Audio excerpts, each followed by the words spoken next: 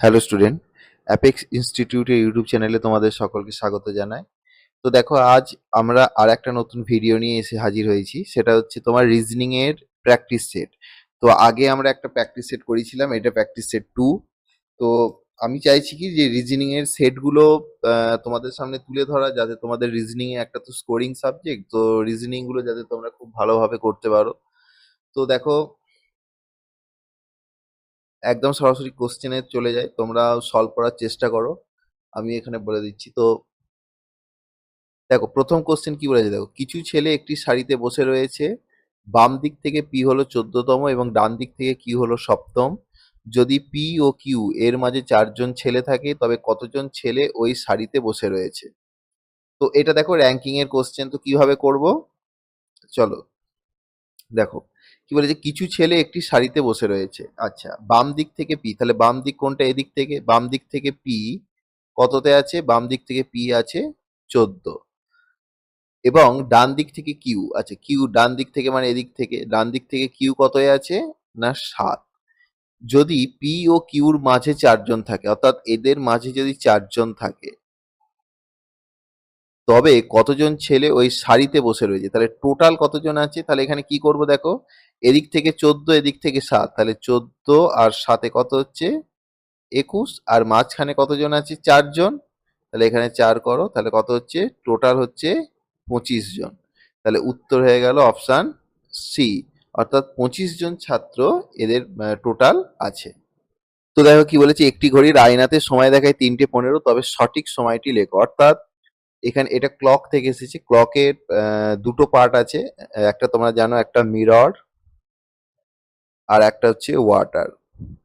তো মিরর এবং ওয়াটার এই দুটো পার্টই আমার ক্লকের আলাদা আলাদা ভাবে করানো আছে। তোমরা প্লে লিস্টে গিয়ে দেখে নিতে পারো, তাহলে এটা ক্লিয়ার হয়ে যাবে। তো এক্ষেত্রে মনে রাখবে, মিররের ক্ষেত্রে কি হয়, মিররের ক্ষেত্রে যা তোমার টাইম বলে দেবে, সেই টাইমকে আমরা 11টা 60 অথবা 23টা 60 থেকে বাদ দিলেই আমরা টাইমটা পেয়ে যাব। তাহলে এখানে কি বলেছে, ঘড়িতে দেখাচ্ছে 3:15, তাহলে সরি আয়নাতে দেখাচ্ছে 3:15, তাহলে ঘড়ির সঠিক টাইম কত? তাহলে কি করব, ঘড়িতেই দেখাক বা আয়নাতেই দেখাক, মিররের ক্ষেত্রে যা হবে 11টা 60 থেকে বাদ দেবো। তাহলে এখানে কত হচ্ছে? 5:45।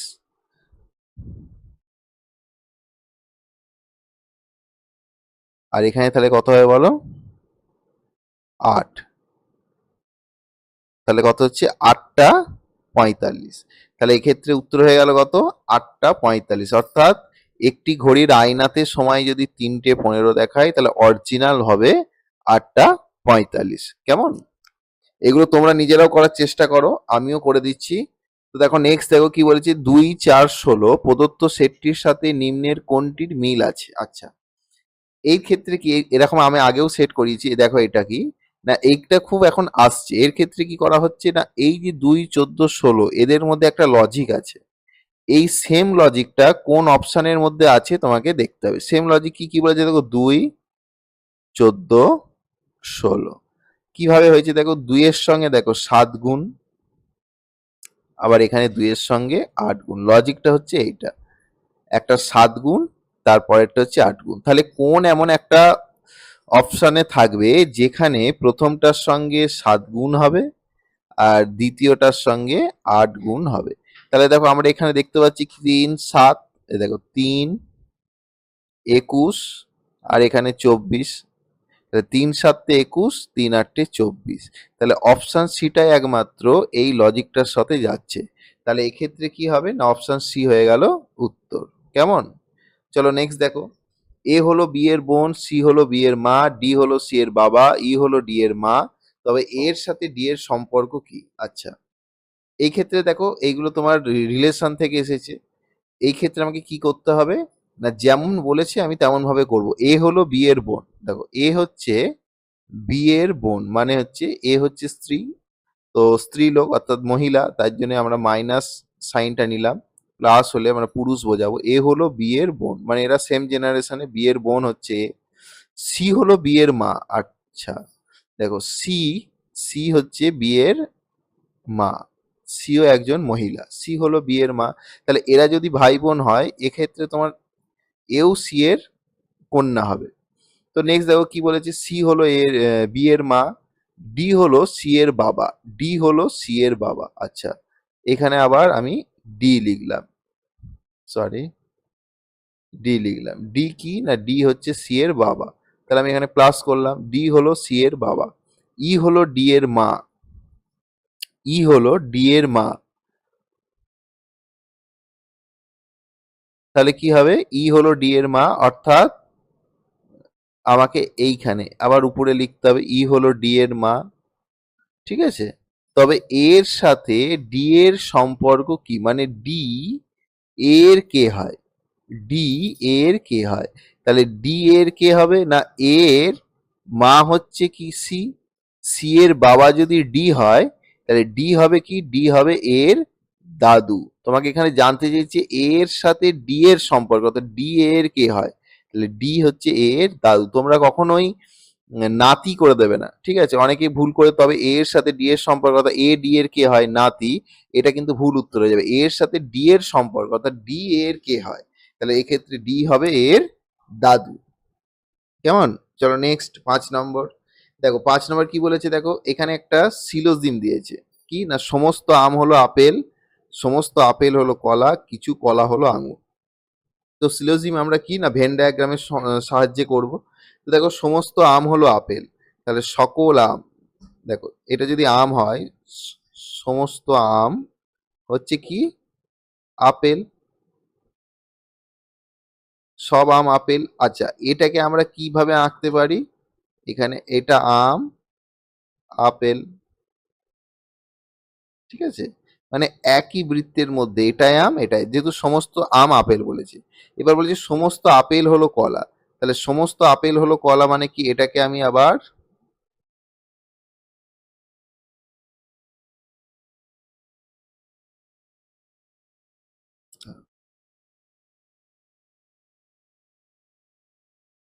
দেখো সমস্ত আপেল হলো কলা, তাহলে এটা হয়ে গেল কলা। আর কিছু কলা হলো আঙুর, কিছু কলা হলো আঙুর, আমি এখানে কি এখানেও কলা করে দিতে পারি, অর্থাৎ তিনটেকেই আমি একই বৃত্তে আঁকলাম। এবার কিছু কলা হলো আঙুর, তাহলে কিছু কলা আঙুর, আমি এরকম করলাম কিছু কলা আঙুর, আর এখানে করলাম কি কিছু কলা আঙুর। তাহলে দেখো এবার বলেছে কনক্লুশন কি দিয়েছে, দেখো এখানে কনক্লুশন মানে সিদ্ধান্ত কি কি দিয়েছে না, 1 নম্বর দিয়েছে কিছু আঙুর হলো আম, কিছু আঙুর হলো আম, এটা কি যাচ্ছে স্টেটমেন্টের সঙ্গে, কিছু আঙুর হলো আম। এই দেখো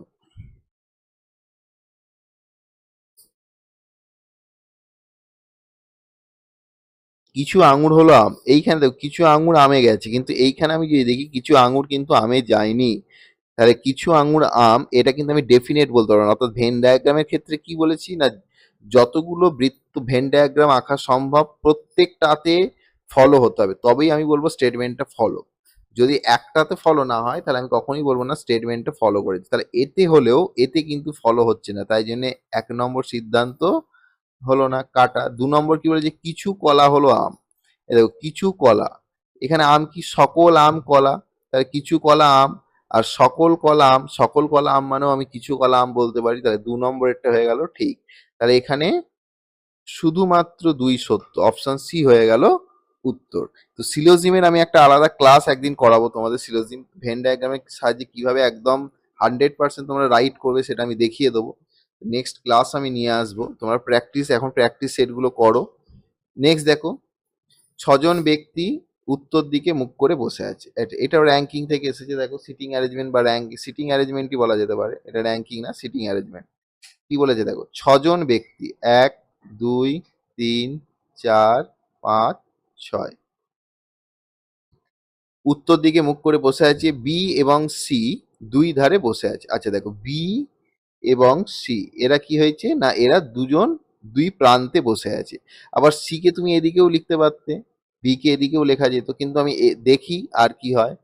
বি এবং দুই ধারে বসেছে, সি এর বাম দিক থেকে দ্বিতীয় স্থানে এফ বসেছে। দেখো সি কে যদি আমরা এদিকে রাখতাম তাহলে এর বাম দিকে কিন্তু আর কেউ নেই, তাহলে সি কে আমরা এদিকে রাখতে বাধ্য, কেননা সি এর 2 নম্বর বাম দিকে এফ বসে আছে, মানে 1 2, এইখানে কে বসে আছে, এইখানে আছে এফ। এবং ডি বসে আছে বি এবং এইচ এর পাশে, অর্থাৎ বি এবং এইচ এর পাশে মানে কি বি এবং এইচ এর মাঝে, তাহলে ডি বি এখানে আছে, তাহলে এইচ আর ডি এর মাঝে হচ্ছে কে ডি, তাহলে ডি বসে আছে বি এবং এইচ এর পাশে, পাশে মানে এদের অ্যাডজাসেন্ট, অর্থাৎ পাশে, অর্থাৎ মাঝেই আমাকে রাখতে হবে। এফ এর সাপেক্ষে জি এর অবস্থান। আচ্ছা দেখো এখানে একটাই ফাঁকা আছে, তাহলে আমরা already b, d, h, f, c পেয়ে গেছি, তাহলে পাইনি কোনটা না, পাইনি তোমার জি। তাহলে জিটা একমাত্র এখানে বসবে কারণ একটা ঘরই ফাঁকা আছে। এবার তোমাকে বলেছি এফ এর সাপেক্ষে জি এর অবস্থান, এফ এর সাপেক্ষে জি এর অবস্থান অর্থাৎ জি এফ এর কোন দিকে বসে আছে, তাহলে জি এফ এর কি একদম ডান দিকেই আছে, তাহলে একদম পাশের ডান দিকে, একদম পাশের ডান দিকে, প্রথম অপশনটাই হয়ে যাচ্ছে একদম পাশের ডান দিকে। কেমন? তাহলে দেখো একদম পাশের ডান দিকে। দ্বিতীয় বলছি একদম পাশের বাঁ দিকে, কখনো হতে পারে না। বাঁ দিক থেকে দ্বিতীয়, বাঁ দিক থেকে দ্বিতীয় এটাও নয়, ডান দিক থেকে দ্বিতীয় এটাও নয়, তাহলে উত্তর হয়ে গেল অপশন এ। চলো নেক্সট দেখো, অর্থবহ ক্রম অনুযায়ী সাজাও, হেক্সাগন, ননাগন, প্যান্টাগন, হেপ্টাগন, অক্টাগন। আচ্ছা এইগুলোর একটা অর্থ আছে, তোমাকে জানতে হবে। প্রথম কি না, এই যে পেন্টাগনের কথা বলা হয়েছে, দেখো এই যে পেন্টা বলা হয়েছে, পেন্টাগন মানে হচ্ছে তোমার 5, ঠিক আছে। তারপরে দেখো হেক্সা, হেক্সা মানে হচ্ছে 6, ঠিক আছে। তারপরে দেখো হেপ্টা, হেক্সা, তারপরে হচ্ছে হেপ্টা, হেপ্টা মানে হলো 7, সরি 7। তারপরে হচ্ছে অক্টা, অক্টা মানে হচ্ছে 8, আর লাস্টে হচ্ছে ননা, ননা, নোনা মানে হচ্ছে 9। তাহলে আমরা যদি ক্রম অনুযায়ী সিরিয়াল অনুযায়ী সাজাই তাহলে 5, 6, 7, 8, 9, অর্থাৎ প্রথমে পেনটা আসবে। পেনটা কোথায় আছে দেখো, পেনটা 3 নম্বর, তাহলে প্রথমে এলো 3। তারপরে হেক্সা, হেক্সা কোথায় আছে দেখো 1, তারপরে এলো 1। তারপরে হেপ্টা, হেপ্টা কোথায় আছে 4। তারপরে অক্টা 5, তারপরে ননাগণ 2। তাহলে এই অফ সিরিয়াল অনুযায়ী আসবে, ঠিক আছে। 3, 1, 4, 5, 2 কোথায় আছে দেখো, অপশন এতেই আমরা দেখতে পাচ্ছি প্রথমে 3, 1, 4, 5, 2। তাহলে এইটা হয়ে গেল অর্থক্রম অনুযায়ী সাজালে আমরা প্রথম অপশন এটা পাচ্ছি। তো দেখো 8 নম্বর এটা কি বলেছে, বলেছে A B C D E F G H 8 জন ব্যক্তি একটি বৃত্তাকার টেবিলে বসে আছে। তাহলে এটা আমরা, এটা একটা সিটিং অ্যারেঞ্জমেন্ট, এটা সার্কেলের ক্ষেত্রে দেওয়া আছে। চলো আমরা আগে একটা সার্কেল এঁকে নিই। দেখো এখানে কি 8 জন আছে, 1, 2, 3, 4, 5, 6, 8 জন আছে।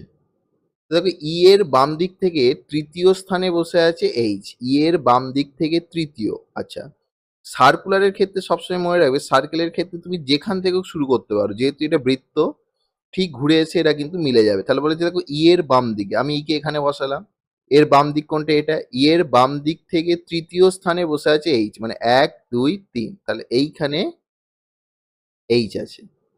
এফ বসে আছে এ এবং সি এর মাঝে, আচ্ছা এফ বসে আছে এ এবং সি এর মাঝে, এইটা আমি স্কিপ করছি লাইনটা, কারণ এখানে কোথায় এফ কে বসাবো বুঝতে পারছি না। এই দুটো রিলেটেড কি আছে খুঁজি, বি ঠিক এফ এর বিপরীতে বসে আছে এবং জি আর এইচ এর মাঝে, এই দেখো এখানে একটা পেলাম না, বি হচ্ছে কি জি এবং এইচ এর মাঝে, তো আমি যদি জি কে আমাকে এখানে লিখতে হবে, আবার কি বি হচ্ছে এফ এর অপোজিটে। এবার বলতে দেখো এফ বসে আছে এ এবং সি এর মাঝে, এ দেখো এফ বসে আছে এ এবং সি এর মাঝে, তাহলে আমাকে এ, সরি এ এবং সি এর মাঝে এফ বসে আছে। আর কি বলেছে, আচ্ছা তাহলে এবার তোমাকে দেখো এখানে আর আমাকে এটা না, এখানে কি হবে, এখানে যেটা ফাঁকা আছে সেটা, এখানে কোনটা বসেনি দেখো অ্যালফাবেটটা, আমি এ পেয়ে গেছি, বি পেয়ে গেছি, সি, ডি, আচ্ছা ডিটা পাইনি, ডিটা আমাকে এখানে বসিয়ে দাও। এখানে একটা এসে দেখো এ এবং ডি পাশাপাশি, এ এবং ডি পাশাপাশি আছে। এবার প্রশ্ন করেছি ই এফ এফ এর মাঝে কে আছে, দেখো ই আর এফ এর মাঝে কে আছে না সি, তাহলে অপশন এ হয়ে গেল এখানে উত্তর। কেমন? নেক্সট সিরিজ সম্পূর্ণ করো। সিরিজ বলতে কি না, এই দেখো এই যে 3, তারপরে 6, তারপরে 9, 36, 41, তারপরে কি হবে? এদের নির্দিষ্ট একটা লজিক আছে। এই লজিকটা তোমাকে প্রথমে বার করতে হবে যে লজিকটা কি? সেই লজিক অনুযায়ী 41 এর পরে সংখ্যাটা তোমাকে বার করতে হবে। তো লজিকটা কি দেখো, তোমরা করার চেষ্টা করো। সেরকম হলে ভিডিওটা পজ করে দিয়ে তোমরা করবে। তো আমিও করে দিচ্ছি, দেখে নাও। দেখো এখানে কি আছে? 3। দেখো 3 এর সঙ্গে 2 গুণ কত হচ্ছে? 6। এই 6 তার সঙ্গে এবার 3 যোগ করছি। 2 এর পর দেখো 3, 3 যোগ করছি 9। 9 এর সঙ্গে আমি কি করছি? আবার গুণ করছি। 3 এর পর 4 গুণ করছি 36। এই 36 এর সঙ্গে আমি আবার 5 গুণ যোগ করলাম। একবার গুণ, একবার যোগ, একবার গুণ, একবার যোগ, এই 41। তাহলে 41 এর সাথে আমি আবার কি করব? 5 যোগ হয়েছে, তাহলে 6 গুণ হবে। তাহলে 6 4 24, 6 1 6, তাহলে 246। তো দেখো,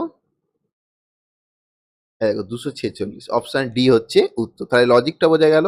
একবার গুণ হবে, একবার যোগ হবে। যে সংখ্যাটা গুণ হচ্ছে তার পরেরটা যোগ, তারপরেরটা আবার গুণ, তারপরেরটা যোগ, এইভাবে যাবে। নেক্সট 10 বলছে কোনো নির্দিষ্ট কোডে অ্যাপ্রিকটকে একটা কোড দিয়েছে GH, এটা GLXRIKZ। তাহলে অরেঞ্জকে কি লেখা হবে? তো দেখো আমি লিখি আগে অ্যাপ্রিকটটাকে। দেখো APRICOT, এর কোড কি লেখা আছে? GLXR, sorry GLXRIKZ। তো দেখো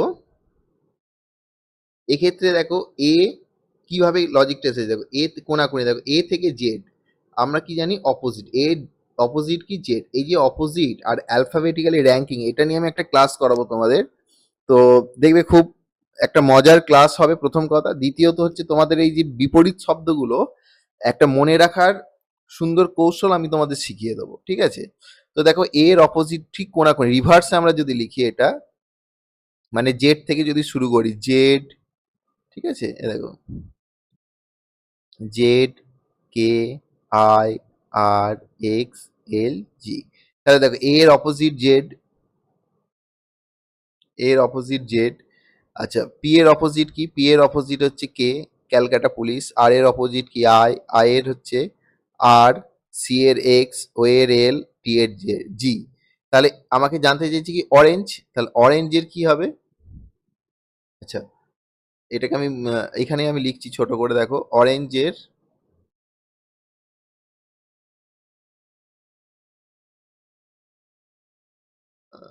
আচ্ছা এটাকে একটু মুছে নিই, তাহলে তোমাদের বুঝতে সুবিধা হবে।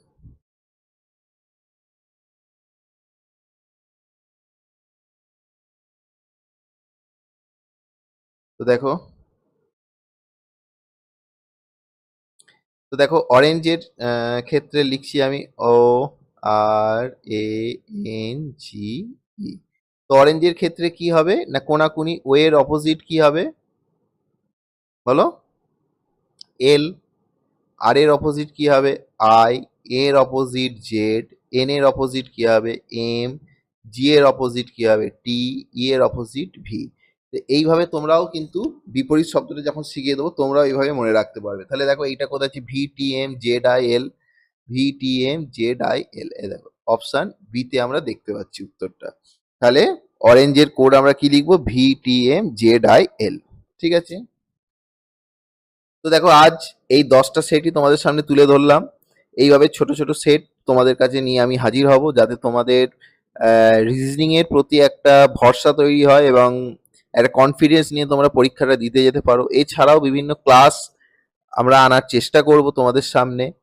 আর বিভিন্ন যে সরকারি চাকরির খবর সেগুলো আমার চ্যানেলে আমি তুলে ধরবো। তোমরা আমার পাশে থেকো, চ্যানেলটাকে সাবস্ক্রাইব করো, লাইক করো এবং তোমাদের বন্ধুদের সঙ্গে শেয়ার করো, যাতে তারাও কোনোভাবে উপকৃত হয়। তো আজকে এই 10টাই তোমাদের সঙ্গে শেয়ার করলাম। নেক্সট দেখা হচ্ছে আবার একটি ভিডিও নিয়ে। তো থ্যাংক ইউ।